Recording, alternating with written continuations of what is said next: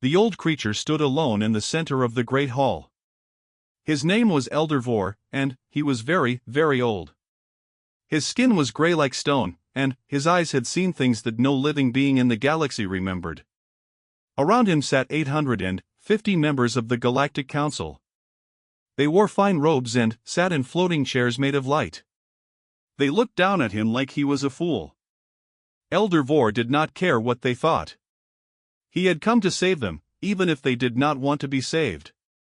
"You must listen to me," he said. His voice was weak, but it carried through the massive chamber. "I am the last one who remembers. I am the last one who saw what happened to the Red Honey." High Commander Thal laughed from his seat above. He was tall and proud, with 4 arms and golden scales that covered his body. He ruled the Hegemony Alliance, the most powerful group of species in the galaxy. His fleet had 10,000 warships. His armies had conquered 50 worlds. He feared nothing. "The Red Honey?" Thal said. "That is a fairy tale, old one. A story to scare children. There is no proof they ever existed." "I am the proof," Elder Vor replied. "I was young when they ruled this part of space. I was young when they found a small blue planet called Earth. I was young when they decided to make the humans their slaves." The council members whispered to each other. Humans. Everyone knew about the humans. They were a small species that lived in a tiny corner of the galaxy. They had only 43 colony worlds. Their fleet was modest. They kept to themselves and traded peacefully with their neighbors. Many in the council thought they were weak. High Commander Thal thought they were weak too. That was why he wanted their territory. Earth sat at the meeting point of 3 major trade routes. Whoever controlled Earth would control half the commerce in the sector. And the humans were too small to stop him. "Tell us your story, Elder," said Counselor Morn from the back of the chamber. She was one of the few who respected the old creature. "Tell us what happened to the Red Honey." Elder Vor closed his eyes. The memory still hurt after 2,000 years. "The Red Honey were like you," he said, pointing at High Commander Thal. "They were proud. They were strong. They had conquered many worlds. When they found Earth, the humans were just beginning to travel between stars. They had only a few ships. The Red Honey sent 10,000 vessels to conquer them." He paused. The chamber was silent now. "The humans did not surrender," Elder Vor continued. "They did not negotiate. They did not beg. They fought. And when I say they fought, I do not mean they defended themselves. I mean they attacked. They threw everything they had at the Red Honey. Ships, weapons, bombs. They crashed their own vessels into Red Honey carriers. They sent soldiers on missions they knew they would not return from. They fought like creatures who had nothing to lose." High Commander Thal waved his hand dismissively. "And they lost, of course. 10,000 ships against a primitive species? The Red Honey must have crushed them." "No," Elder Vor said quietly. "The humans won." Silence fell over the chamber like a heavy blanket. "That is impossible," someone whispered. "It is not impossible," Elder Vor said. "It is history." The war lasted 12 years. By the end, the Red Honey had lost everything. Not just their fleet. Not just their army. Everything. The humans did not stop when the Red Honey asked for peace. The humans did not stop when the Red Honey surrendered. The humans hunted them across the galaxy. They found every Red Honey colony. Every Red Honey station. Every Red Honey ship. His voice grew heavy with sorrow. "The Red Honey are gone now. Their worlds are empty rocks floating in space.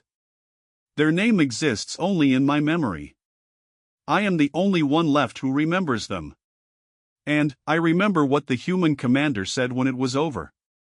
Elder Vor looked directly at High Commander Thal. He said, "We gave them a chance to leave us alone. They chose war. We do not give second chances." The chamber erupted in noise. Council members shouted at each other. Some called Elder Vor a liar. Others demanded proof. High Commander Thal stood up and raised his forearms for silence. Enough, he commanded. This is foolishness. The humans are weak. Our scouts have studied them for years. Their fleet has fewer than 2,000 ships. Their weapons are crude. They rely on kinetic projectiles and chemical explosives like barbarians. We have energy shields and plasma cannons. We are superior in every way. Counselor Morn stood up. High Commander, perhaps we should consider what? Thal interrupted. Consider fear? Consider cowardice? I will not let an old fool's fairy tale stop us from claiming what is rightfully ours. The trade routes through human space belong to the hegemony. We will take them. You will doom us all, Elder Vor said. Thal's eyes burned with anger. Guards, remove this creature from the chamber. And take Counselor Morn as well. She speaks of cowardice, and that is a crime against the hegemony. Soldiers moved forward. They grabbed Counselor Morn roughly and dragged her away. She screamed for others to listen, but no one moved to help her. Elder Vor did not resist when they came for him. He simply looked around the chamber one last time at all the proud faces, all the confident smiles, all the beings who thought they knew better than history. I have said what I came to say, he spoke calmly. You will vote for war. I know this. And, when you do, remember my words. You are not declaring war on humanity. You are requesting your own extinction. And they will grant it. They will grant it because that is what they do. That is what they have always done. High Commander Thal laughed as the guards led Elder Vor away. 1 hour later, the council voted on the resolution to declare war on humanity. The result was 847 in favor, 3 against. Ambassador Riva was selected to deliver the declaration. She was young and ambitious and excited to be part of history. She did not know that she was about to start the end of everything her people had built. As her ship prepared to leave for Earth, Elder Vor sat alone in his cell. He did not cry. He did not rage. He simply waited. He had seen this before. He knew what came next. The galaxy was about to learn why humanity had been left alone for 2,000 years. And the lesson would be written in fire and blood and the ashes of empires. Ambassador Riva stood on the bridge of her ceremonial warship and smiled. Behind her flew 50 of the hegemony's finest vessels. Their hulls gleamed silver in the light of distant stars. Their weapons were powered and ready. This was not an invasion force. This was a message. A reminder of power. Earth appeared on her view screen, a small blue and green sphere hanging in the darkness. It looked peaceful. Quiet. Weak. Open a channel to their defense command, Riva ordered. Tell them we come with a message from the Galactic Council. The human response came quickly. A calm voice directed them to a landing zone in a city called Sol. There were no threats. No warnings. Just polite instructions. Riva felt disappointed. She had expected at least some fear. Her shuttle landed on a wide platform surrounded by tall buildings. The city was beautiful in a strange way. Humans walked through the streets below, going about their daily lives. They did not look up at the alien ships in their sky. They did not seem worried at all. A group of humans waited for her on the platform. They wore simple gray uniforms without decoration. No medals. No symbols of rank. Just clean, plain cloth. A woman stepped forward. Her hair was black and pulled back tight. Her face showed no expression. I am Dr. Minji Oh, she said. Welcome to Earth. Please follow me. Riva had prepared a grand entrance speech. She had practiced threatening words and powerful gestures. But Dr. Minji Oh simply turned and walked away, expecting her to follow like a servant. Riva felt her face grow hot with anger. She would teach these humans respect soon enough. They entered a large building and walked through long hallways. Soldiers stood at every corner, but they did not point weapons or make threatening movements. They just watched with quiet eyes. The conference room was simple. A long table. Plain chairs. No decorations on the walls. At the far end sat a man with gray hair and a face like carved stone. He did not stand when Riva entered. He did not smile or frown. He simply looked at her like she was something small and unimportant. "I am Admiral Jinho Park," he said. "You may speak." Riva straightened her spine and lifted her chin. This was her moment. "I bring a message from the Galactic Hegemony," she announced. "Your species has been judged. Your territory sits in space that rightfully belongs to superior civilizations. You will surrender all 43 of your colony worlds. You will submit your people to hegemony rule. You will provide workers for our mining operations. If you refuse, our fleets will reduce your worlds to burning rocks." She paused for effect. "You have one standard cycle to respond.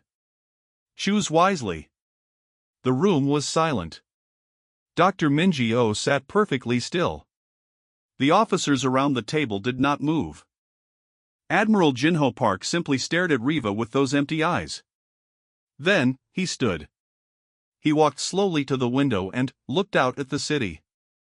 A young officer stood nearby. His name tag read Lieutenant Woojin Beck. "Lieutenant," Admiral Park said quietly. "How many worlds does the hegemony control?" Woojin answered immediately. 412 inhabited systems, Admiral." Admiral Park nodded slowly. "Note them all." Riva laughed. She could not help it. This was absurd. "Note them? You think you can threaten us? You have 43 worlds. We have 400. Your fleet is nothing compared to ours. You are insects beneath our feet." Admiral Park turned to face her. His expression had not changed. There was no anger in his eyes. No fear. Nothing at all. And, somehow, that emptiness was more frightening than any rage could be. "You may leave now," he said. "Return to your council. Tell them what you see in my eyes. Tell them we accept." Riva blinked in confusion. "You accept? You surrender?" "I said what I said. Now leave. Your presence is no longer required." She wanted to argue. She wanted to demand clarity. But something in his voice made her step backward. Something ancient and cold that she could not name.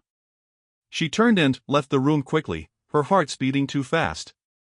On her shuttle back to the fleet, she sent her report. The humans had accepted. Victory without a single shot fired. High Commander Thal would be pleased. She did not understand what Admiral Park had truly meant. He had not accepted surrender. He had accepted war. The moment her ships jumped away from Earth's system, Admiral Jinho Park spoke 2 words into his communicator. Omega Protocol. Across human space, everything changed. On frozen moons and, in the hearts of asteroids, machines that had been sleeping for centuries woke up. Factory ships that looked like dead hulks came to life. Their forges burned hot for the first time in generations. Metal began to flow. Weapons began to form. In the dark spaces between stars, where no light reached and no scanners looked, hidden fleets powered their engines. Thousands of warships that had never been counted in any census. Ships built for one purpose and one purpose only. On Earth, recruitment centers opened. Men and women lined up by the millions. They did not need to be convinced. They did not need speeches about glory or honor. They simply heard that someone had threatened their home, and they came. Captain Unicorn stood on the bridge of her battleship, the Wrath of Terra. She read her orders on the screen. Full mobilization. Total war doctrine. No quarter. She smiled, but there was no joy in it. She had trained her entire life for this day. Every human soldier had. Every human ship had been built with this moment in mind. The galaxy thought humanity was weak because they did not show their strength. The galaxy did not understand that hiding strength was strength.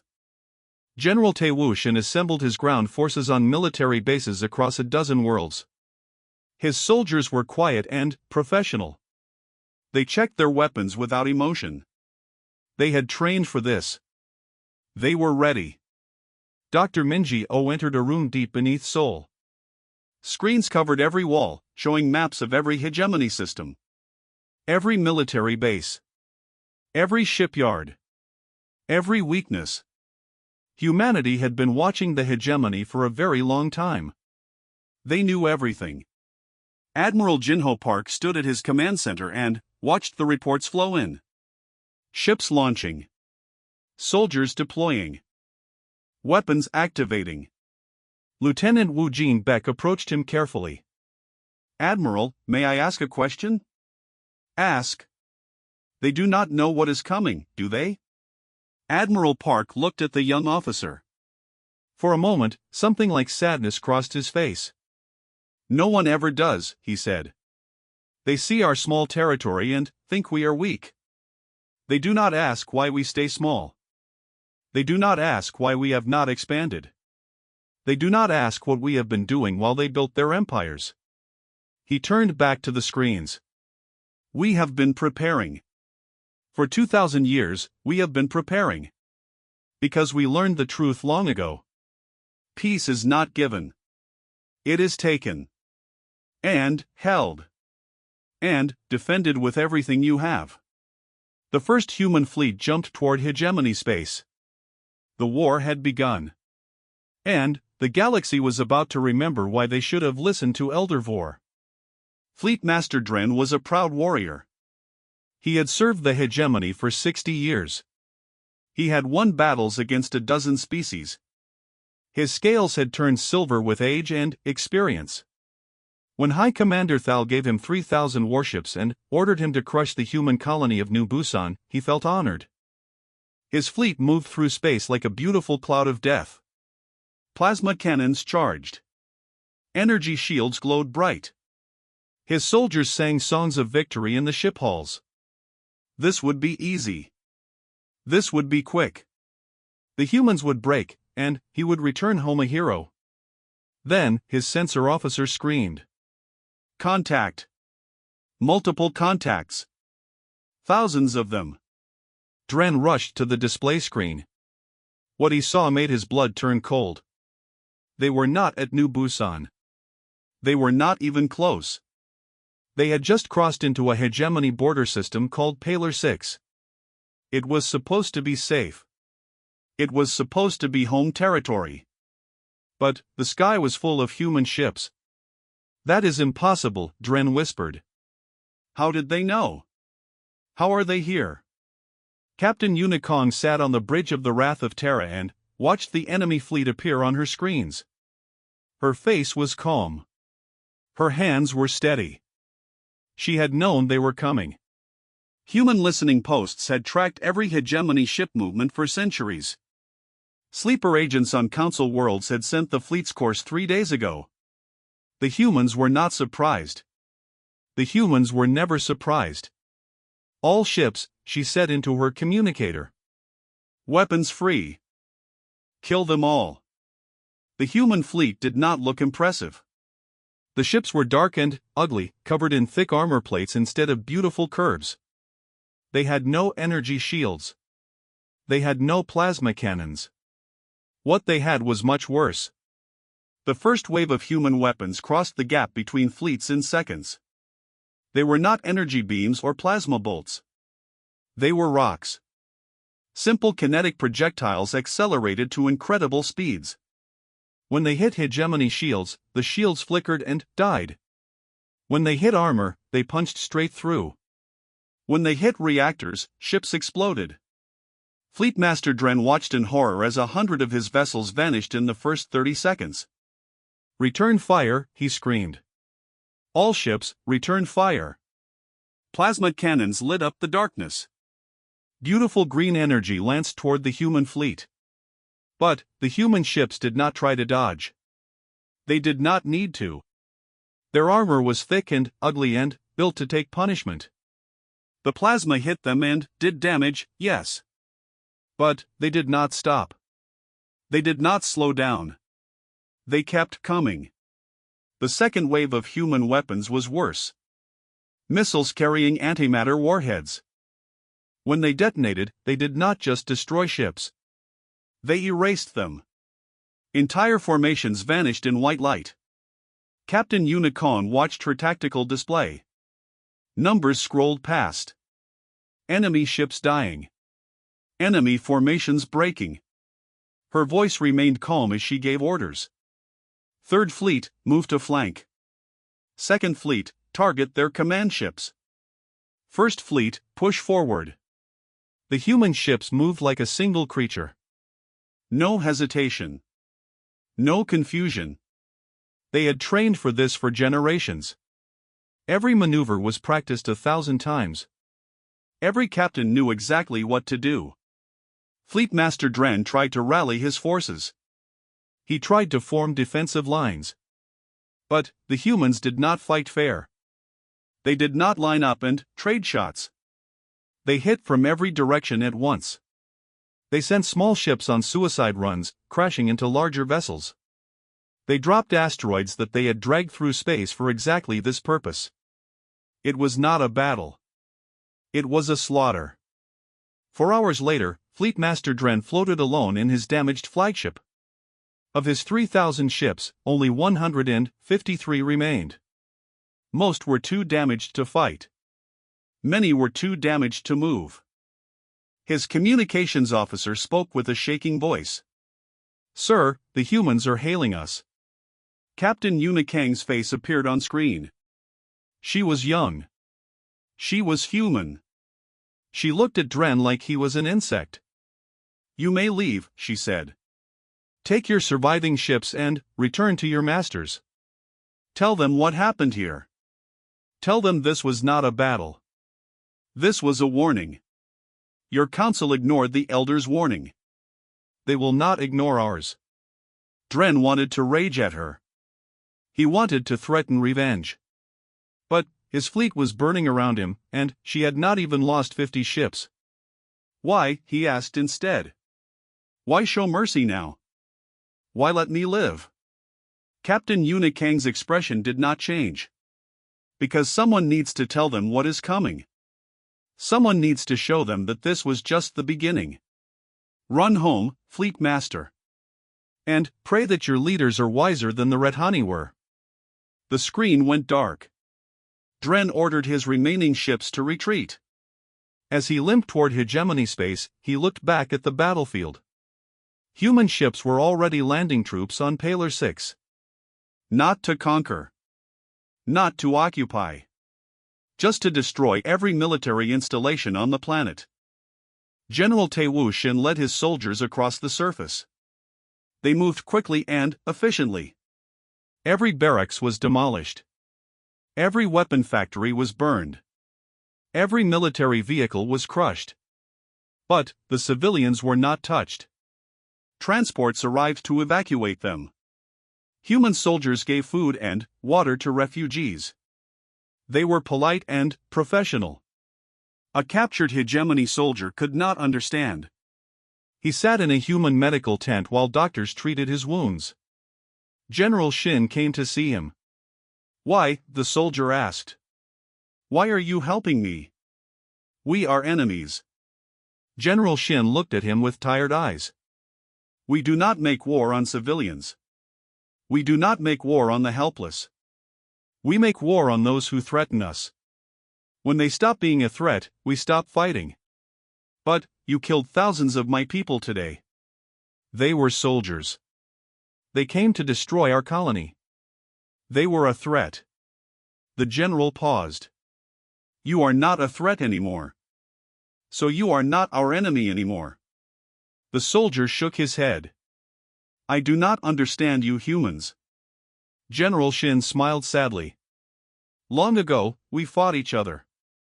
Humans against humans. We learned terrible lessons in those wars. We learned that showing mercy to an enemy who would kill your family was foolish. We learned that half measures led to more death, not less. We learned that the only way to end a war quickly was to end it completely. He stood up to leave. Your leaders thought they could threaten us and we would surrender. They thought wrong. Now they will learn what we learned. War is not a game. War is not a negotiation. War is destruction. And we are very, very good at destruction. That night, reports reached the Hegemony Council. 3,000 ships lost. A border world neutralized. Human casualties, 31 vessels. High Commander Thal read the reports 3 times. He could not believe them. He had expected a quick victory. He had expected humans to break and beg. Instead, his fleet was burning and the humans were coming. In his cell, Elder Vor heard the news from his guards. They were pale with fear. They would not meet his eyes. I told you, he said quietly. I told you what they were. And now you are beginning to see. But this is just the beginning. They will not stop until every threat is gone. That is what they do. That is what they have always done. The guards did not respond. They were too afraid to speak. Somewhere in the darkness of space, the human fleets regrouped and prepared for their next attack. They were not celebrating their victory. They were not resting. They had work to do. And humanity always finished its work. 3 months after the Battle of Paler 6, the hegemony was dying. High Commander Thal stood in his war room and stared at the map. Red lights covered it like a disease. Each red light was a system under attack. Each red light was a fleet destroyed or a shipyard burning or a military base turned to ash. 97 systems. The humans had struck 97 systems in the same week. How is this possible? He whispered to no one. How can they be everywhere at once? His generals had no answers. They were just as confused as he was. The hegemony had the largest fleet in the galaxy. They had 400 worlds and billions of soldiers. And they were losing. Not slowly. Not in a close fight. They were being dismantled like a machine being taken apart piece by piece. The humans did not conquer. That was the strangest part. They did not occupy worlds or claim territory. They simply appeared, destroyed everything military, and left. Shipyards became debris fields. Fleet academies became craters. Command bunkers became tombs.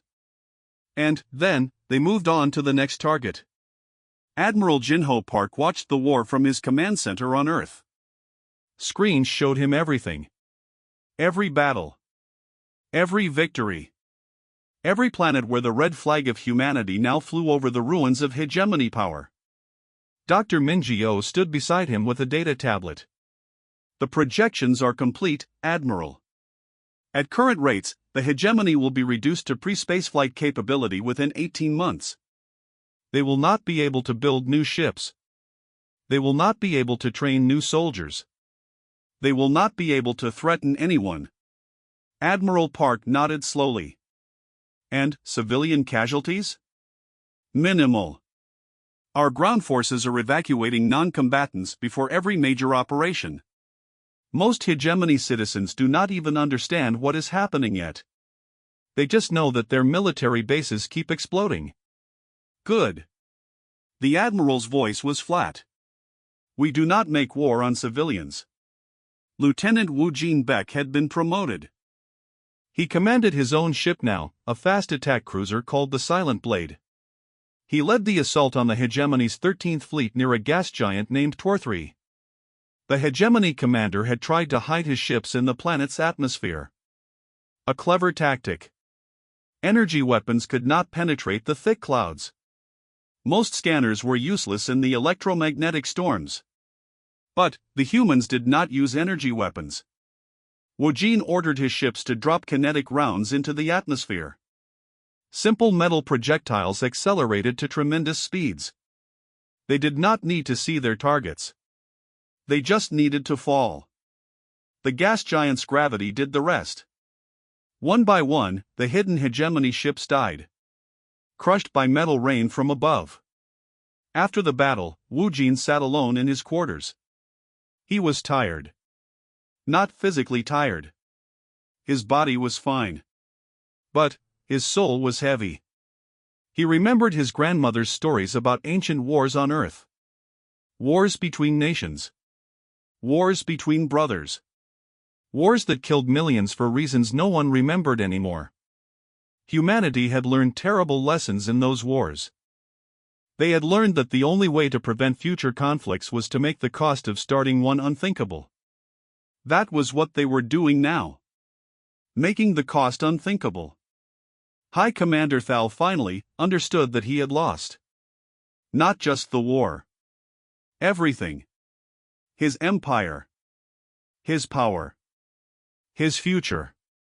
He recorded a message and sent it to Earth. A request for ceasefire. An offer of negotiation.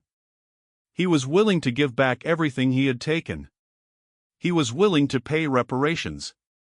He was willing to do anything.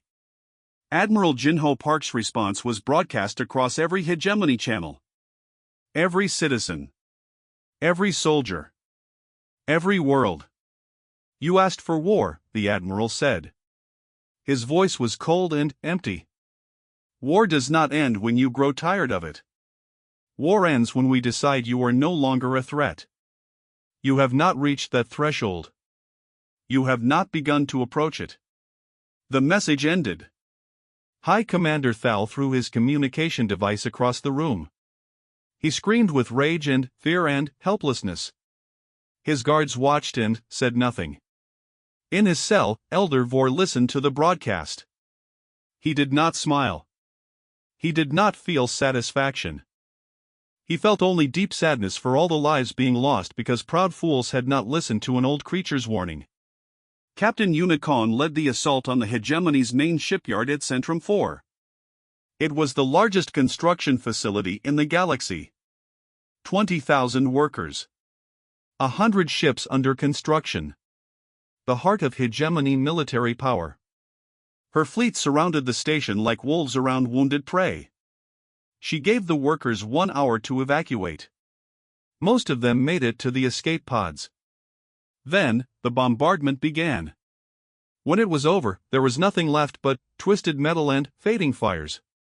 100 years of construction. Gone in an afternoon. Yuna felt nothing as she watched the debris drift. She had stopped feeling anything months ago. This was just work now. Necessary work. Terrible work. But necessary. General Tewushin landed on the hegemony capital world with 50,000 soldiers. They did not come to occupy. They came to deliver a message. Every military base on the planet was destroyed. Every weapons factory was demolished. Every training facility was burned. The work took 3 weeks. When it was done, the hegemony capital was defenseless. But the civilians were not harmed. The cities were intact. The hospitals still worked.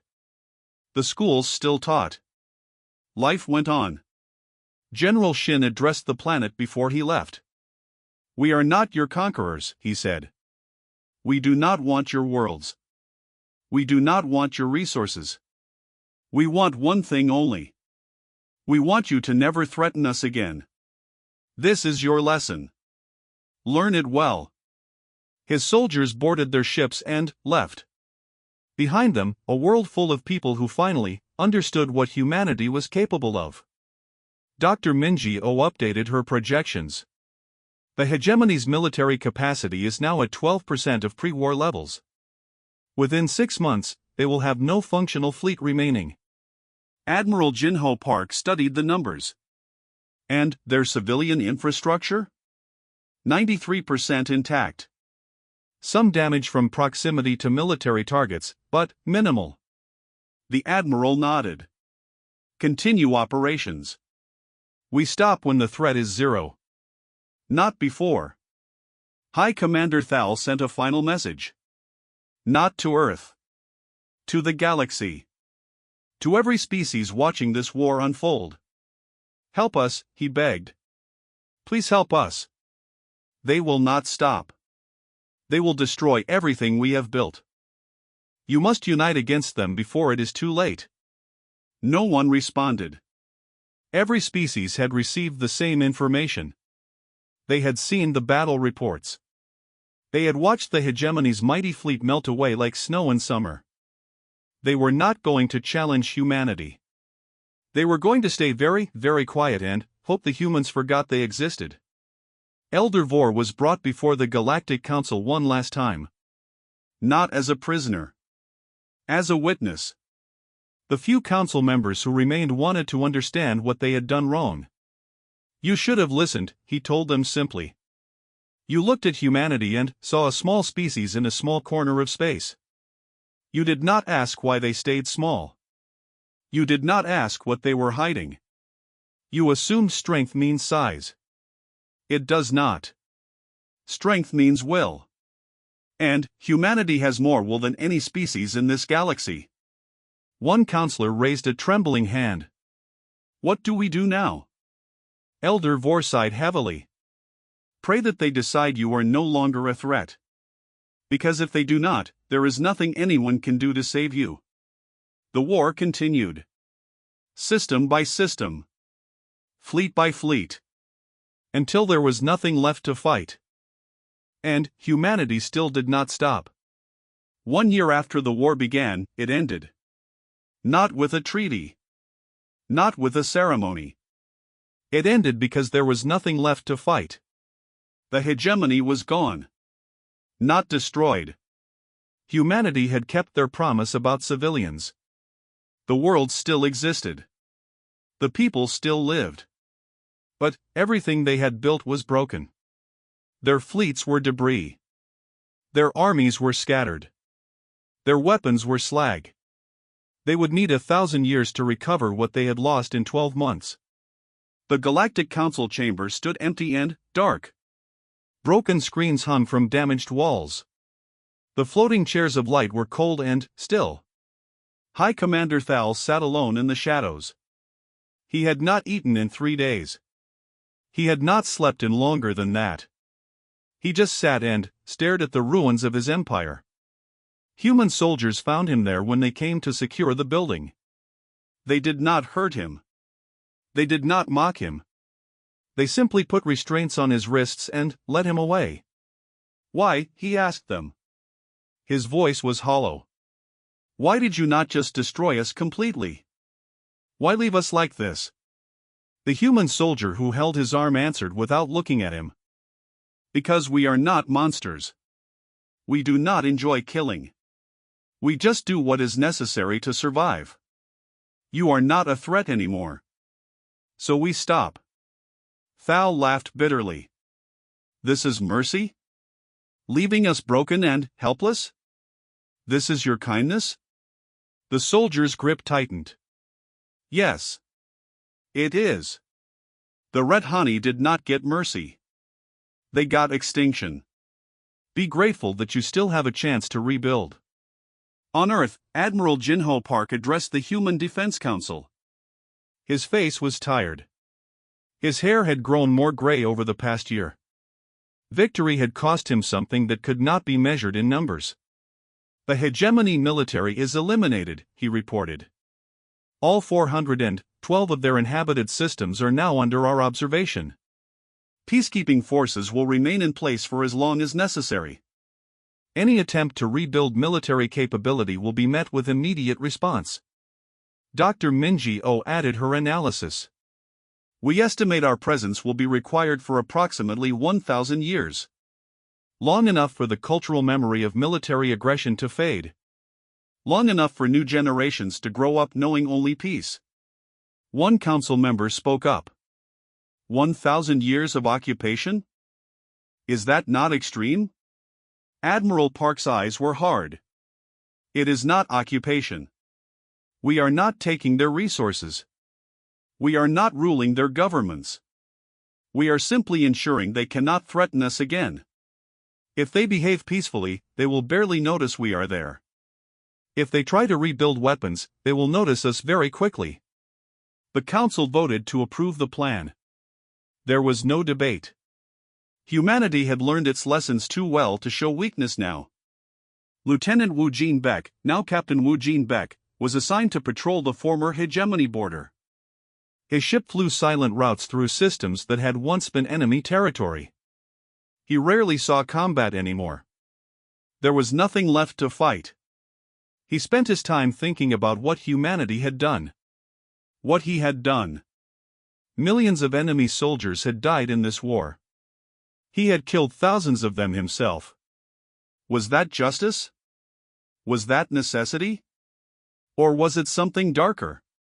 He had no answers. He suspected there were no good answers. Only choices and consequences. Elder Vor was brought before Admiral Jinho Park in the ruins of the old council chamber. Two beings from very different worlds, meeting in the wreckage of an empire. Elder Vor expected to die. He had lived long enough. He had seen enough horrors for many lifetimes. If the humans wanted to end him, he would not fight it. But Admiral Park did not order his death. Instead, he offered the old creature a chair. "Sit," the Admiral said. "Please." Elder Vor lowered himself into the seat slowly.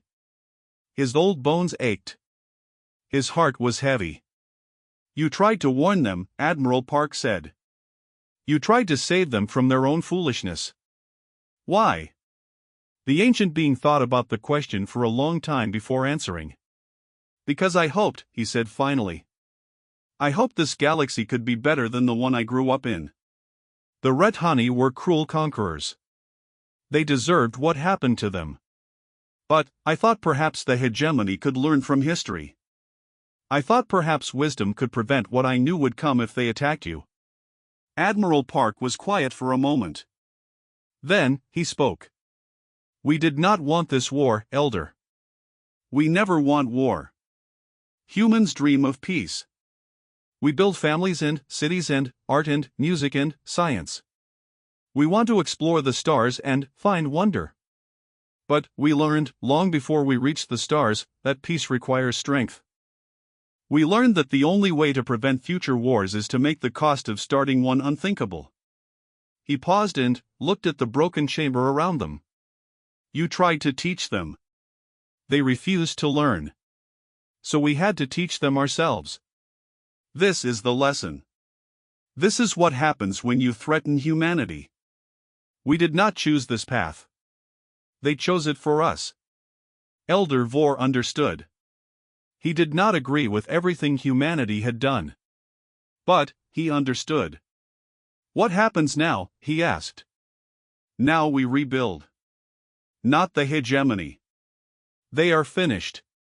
We rebuild the galaxy. Better than it was before. With laws that prevent this from happening again. With systems that protect the weak from the strong. With memories that last." Captain Unicorn returned to Earth after months in space. She was decorated as a hero. Medals were pinned to her uniform. Crowds cheered her name.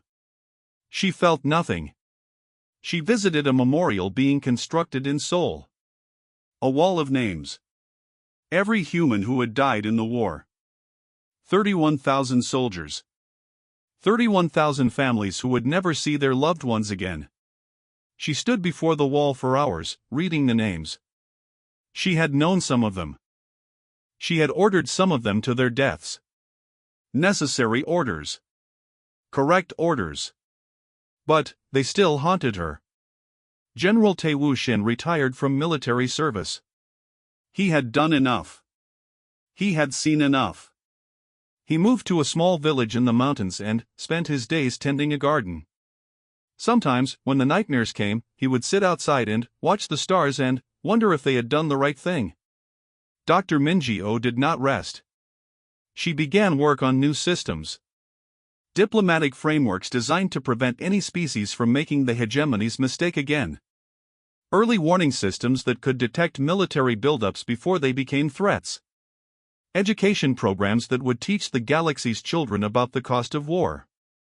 She worked 18 hours a day. She believed that understanding could prevent future bloodshed. She hoped she was right.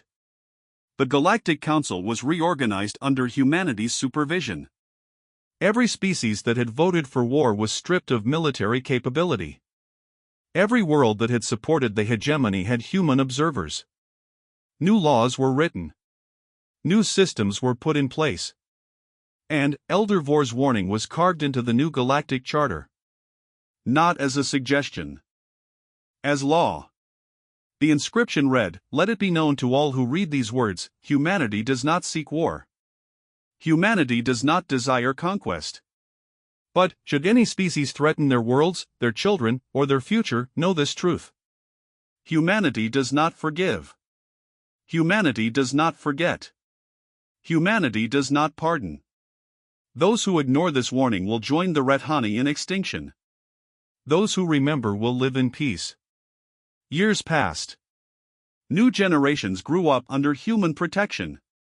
They learned the history in their schools. They read the inscription on the charter. They understood. One day, a young alien child stood before the great monument that held the inscription. She looked up at the words carved in stone and asked her father what they meant. Her father looked up at the human ships orbiting peacefully overhead. They were always there. Watching. Protecting. Ready. He knelt down and took his daughter's hand. "It means we are safe now," he said quietly. "Because they protect us. They protect everyone. And it means we must never, ever, give them a reason to stop." The little girl looked up at the ships in the sky. They did not seem scary to her. They seemed like guardians. Like the heroes in her storybooks. "Are the humans good?" she asked. Her father thought about the question for a long time. He thought about the war he had lived through. He thought about the terrible power he had witnessed. He thought about the peace that had followed. "I do not know if they are good," he finally answered. "But they are fair. And they keep their promises. That is enough." The little girl nodded and looked back at the inscription. Someday, when she was older, she would understand what those words truly meant. But, for now, she just knew that the galaxy was at peace. And humanity stood watch over it all. Silent. Patient. Ready. Because they always were. Because they always would be. The end.